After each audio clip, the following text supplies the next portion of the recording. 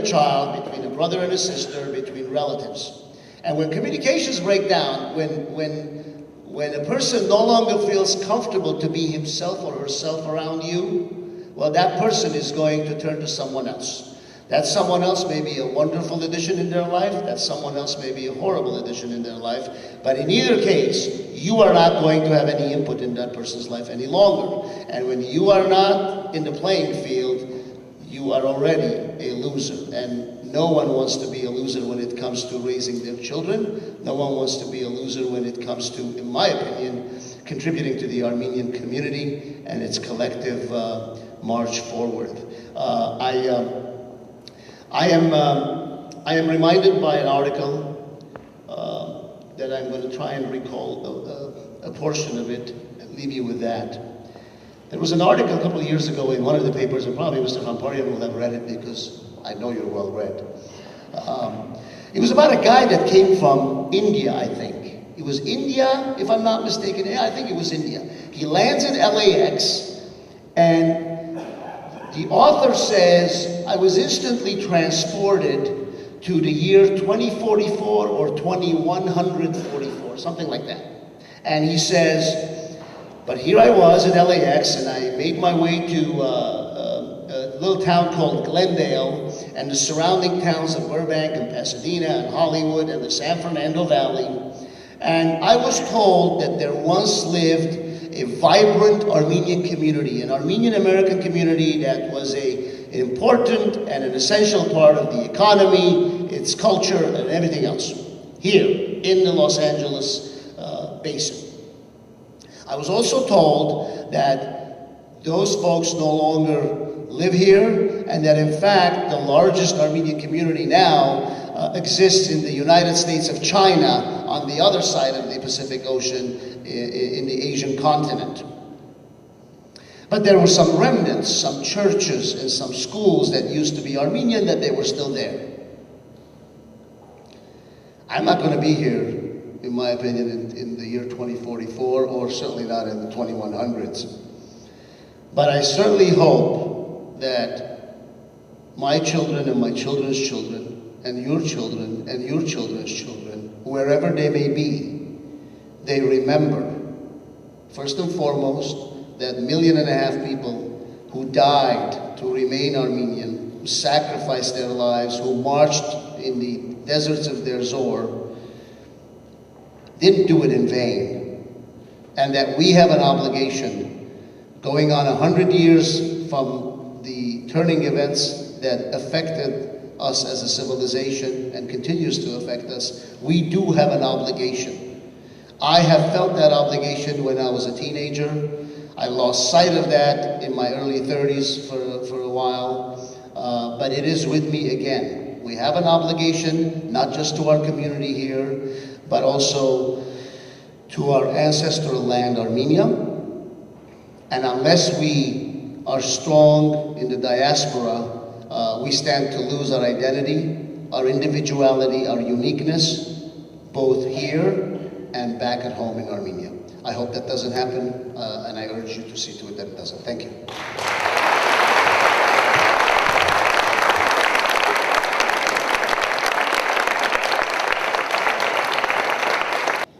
Սիրելիներ, հիմա առիթը տրվում է ձեզ ներկաներին, ծնողներին կամ երիտասարդներին, որոնք ովքեր հարցեր ունեն մեր panelistներից, խնդրում եմ հարցնեք. My name is Armenian.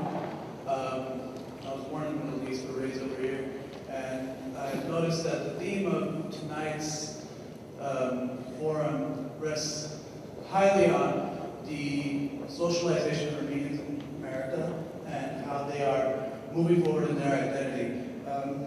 Mr. Hamparian, I want to commend you for speaking of the fiber of Armenia and what we need to hold on to be Armenian, but I want to speak of something even more fundamental to the Armenian people and our identity, and that is the ideology of victimization that is in the Armenian community. There was a completely different tone here when we started speaking of the man who died at 102 years old, or the 1.5 million people who died to keep our name as Armenians. How do we move forward? we cannot hold on to this victimization that is the key to our who we are, you know what I mean, in the first place. How can we, in the first place, honor our ancestors as who they were and what they did for us, keep our Armenian heritage, and move forward? Because I know myself, I cannot feel contempt until there's some justification for the genocide that's occurred. But at the same time, I have to move forward. So this is one of the more fundamental questions that has been brought to me. I had the privilege of being a student under Richard Homenetmen at UCLA. So this is one of his main topics also. How do you as panelists feel we can move forward as Armenians, but yet hold on to our heritage and respect our ancestors for what they've done? Thank you. The question was, how do we deal with the issue of, or the psychological impact of victimization, yet move forward? Am I correct in understanding that? You know, to be honest with you, I hesitate to answer that because I'm not a psychologist. I do know that there is an impact that genocide has had. You know, I can tell you that when I wake up in the morning and I look at myself in the mirror, I don't think of myself as a victim before I go out of my home to my job or to interact with society. But there are occasions when something will be said and some words will be exchanged that will remind me that I'm part of a unique group.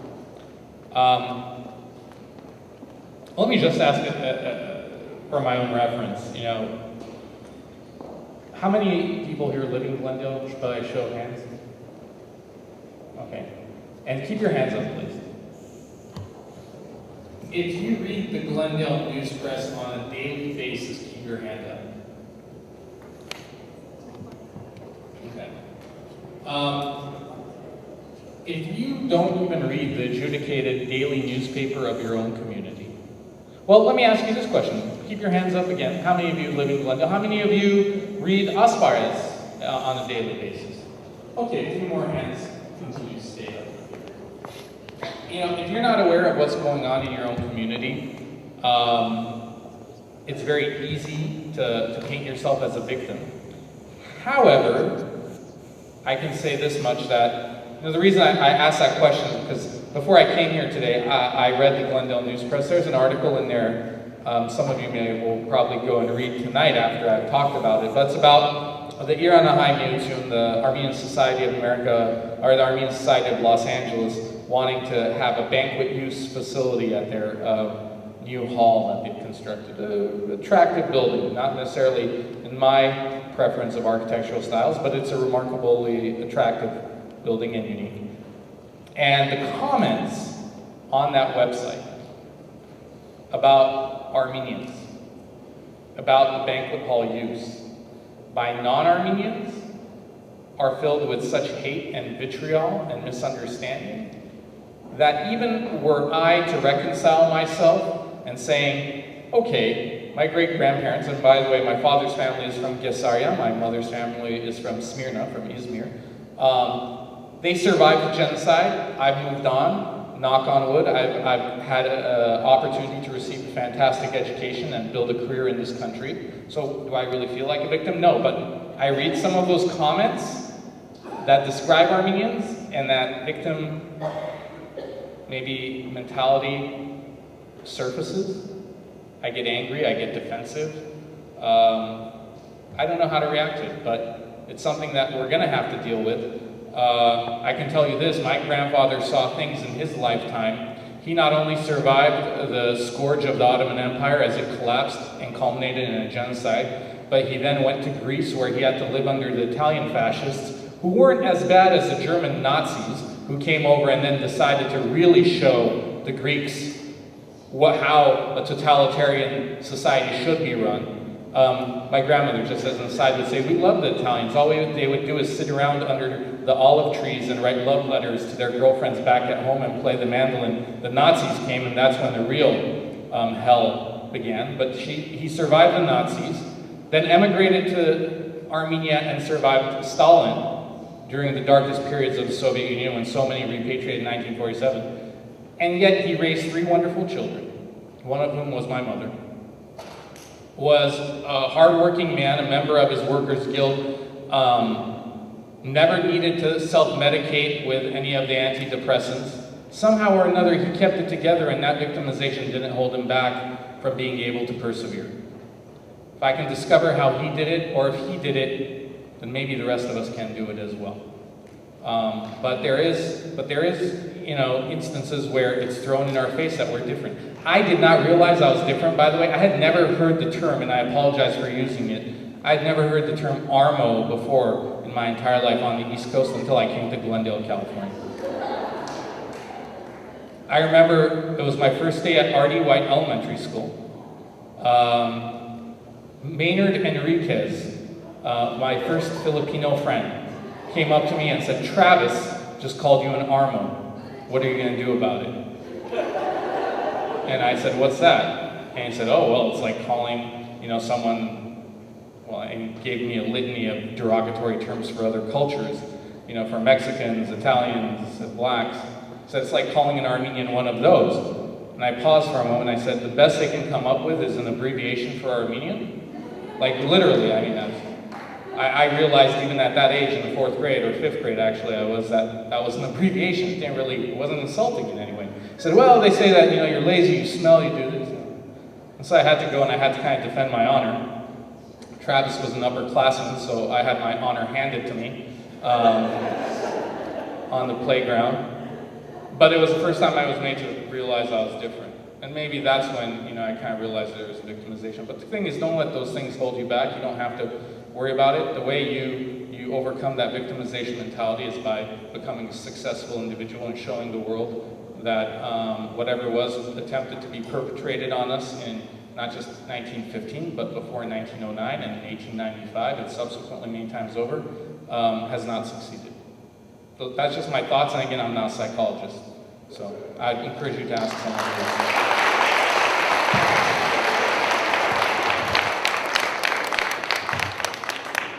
Next question.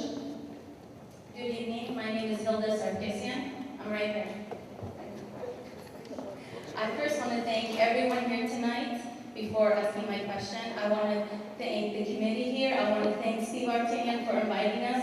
And I really, truly believe this should happen again. Because there's a lot of parents, youth that are in Fresno. They're not here. I think really, my opinion, we should do this again. And I really appreciate everyone's time.